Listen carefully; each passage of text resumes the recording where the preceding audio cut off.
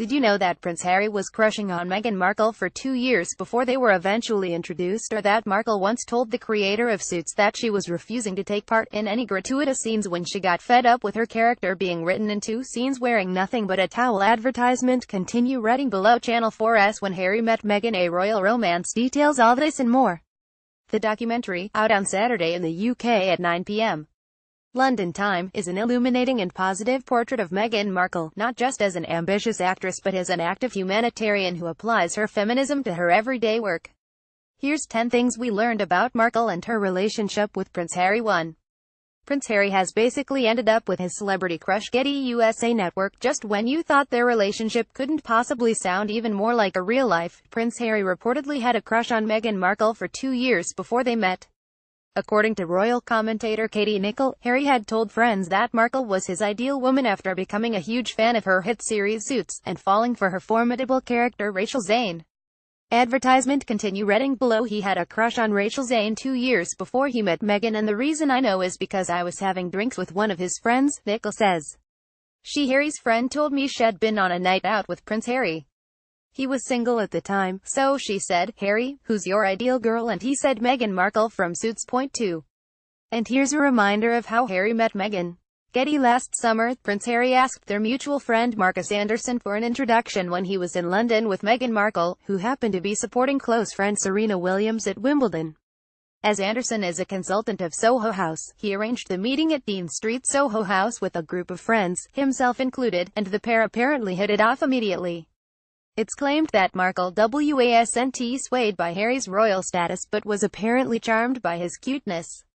Advertisement. Continue reading below. Advertisement. Continue reading below. Nicholl added, he asked Marcus if he could set up, not a date, but an opportunity for them to meet, and that happened in one of the private rooms of Soho House.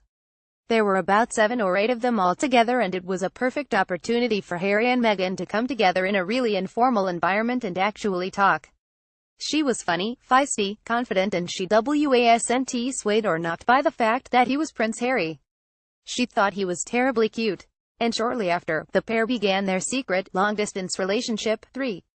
Markle was once Suitcase Girl number 24 on Deal or No Deal. YouTube. One of Markle's first ever jobs was as a suitcase girl on Deal or No Deal. Her main role was to entice contestants on whether her suitcase contained $1 or $1 million. Advertisement. Continue reading below. Markle has previously spoken out about the challenges of securing a part in Hollywood as a mixed-race woman in her thought-provoking essay on Identity. 4'L. She wrote, "I wasn't black enough for the black roles, and I wasn't white enough for the white ones, leaving me somewhere in the middle as the ethnic chameleon who couldn't book a job." That all changed after Suits, but it had been a struggle for Markle before her breakout role as Rachel Zane. 4. Markle showed her talent for comedy and rom-com Random Encounters. YouTube. Back in 2010, Markle landed a part as the sassy best friend in low-budget comedy movie Random Encounters opposite Abby Wathan. Director Boris Undorf commended Markle's professionalism during the 18-day shoot, which consisted of long hours and little pay. Advertisement. Continue reading below. Advertisement. Continue reading below. All the comforts of a bigger project weren't there, Undorf said. She was very much like, "Yep, I got it. I know it's long hours, but I love doing it, and I'll do my best to serve the film, not just myself." Co-star and friend Wathan added, "It was great to work with her because she's a pro, and it's great to work with pros. It was lovely. We sat in my trailer and just giggled. She's just vivacious." 5. Meghan Markle's family originally hails from Yorkshire. While Markle grew up in a leafy Los Angeles suburb, historian Andy Alickney reveals that her great-great-grandmother, Martha Sykes, can be traced back to England. Alickney claims that Sykes, on her father Thomas Markle's side, was born in Yorkshire, before moving to the US with her parents, Thomas and Mary, when she was 1. Advertisement. Continue reading below. Most likely the Sykes family came from Yorkshire, a coal mining region, and the name Sykes was popular up that way, Alickney explained in the production. This was deducted from a copy of the 1870 census from the Mahanoy Township in Schuylkill County, in the foothills of the Appalachian Mountains, which showed that the family was living with 3-year-old Martha in the mining area of Pennsylvania. The family left England in 1869 during the reign of Prince Harry's relative Queen Victoria in the search of a better life in America. However, Martha's father Thomas died of heart failure while working in a local colliery and was survived by his wife and 5 children. Ex-minor Perry Pillar predicted that the family would have lived in a poor rough lumber home with no indoor plumbing with open sewers outside. 6. The Queen is delighted by Harry's relationship with Markle. Getty advertisement. Continue reading below. Advertisement. Continue reading below. The royal family are something of an enigma, so it's hard to know what they really think about Prince Harry and Meghan Markle's relationship, although it was recently reported that Harry has introduced Markle to the Queen over tea at Buckingham Palace. But royal correspondent Nicole insists the Queen is delighted by their coupling, explaining simply all the Queen wants is for her children and her grandchildren to be happy.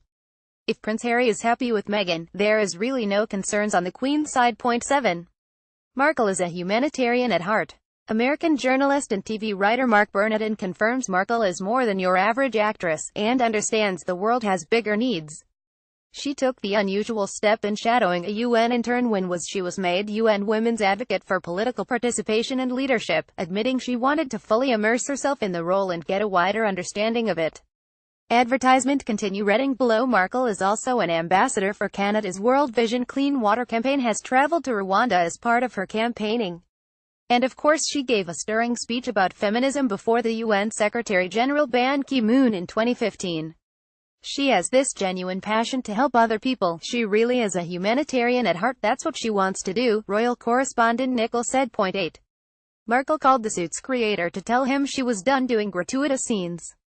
Getty. While discussing gender equality at the One U World Summit last year, Meghan revealed she was fed up with all the gratuitous and semi-naked scenes involving her character Rachel Zane.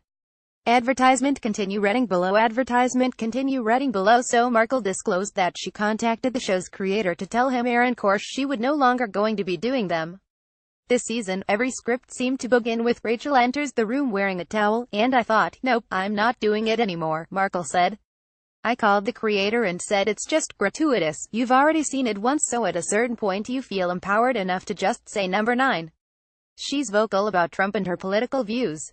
As an advocate for gender equality, Markle has been vocal about her views on now President Donald Trump, previously describing him as misogynistic.